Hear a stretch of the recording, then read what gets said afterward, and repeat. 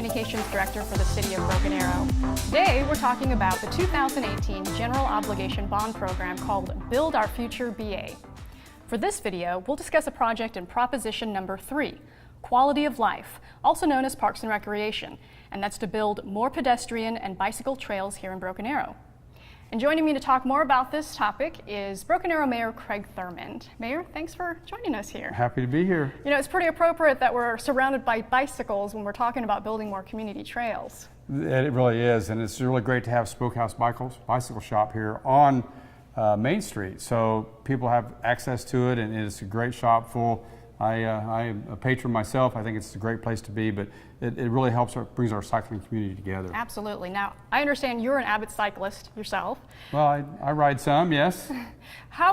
What is the cycling community like here in Broken Arrow? I think it's very strong. I mean, there's so many people that are into cycling and running. We're becoming more and more healthy, and we're getting out there and being a lot more active. How can we make Broken Arrow a more bicycle-friendly city? Well, I think there's a lot of things we can do, but the trail system is really important, and also it's important that cars are aware of people riding bicycles. We have more and more people riding bicycles, so that's important. But tying our trails together, we have the Liberty Parkway Trail, but tying our trails like what we're doing, we just recently got a TAP grant to be able to run a trail down Main Street and through the Rose District. That's really important in connecting our trails so that we have north and south trails that connect to the Liberty Park Trail. Mm-hmm. You mentioned the trails that people currently are using is the Liberty Parkway Trail. That's over by the Creek Turnpike by NSU. It's over by the Creek Turnpike, and I ride that trail regularly, and there's not a time of day that you get on that trail, whether it's after work in the afternoon or on a Saturday morning or a Sunday afternoon. There's always people on it, whether they're cycling, they're running, they're pushing their carriage, or they're walking their dog. It's really a lot of people out there using that trail. So we need more trail systems like that. Absolutely. And what's great about the 2018 bond package is that we'll be able to, like you mentioned, connect these disparate trail networks to each other so that people can go from NSU all the way to the Rose District. Yes, that's exciting. And we're looking at trying to do that, and this bond issue will help us do that so we can connect, and people will be able to get around town and ride, whether it's recreational or riding to work. It's really important. And another trail system, a new project under the bond program would be building 2 miles of trails at Nienhuis Park, and there will also be another trail that will be built at Arrowhead Park that will connect to the trail system at New Orleans or 101st. So this is very exciting. Can you, as we are about to wrap up, can you just talk about why it's important to build community trails in Broken Arrow?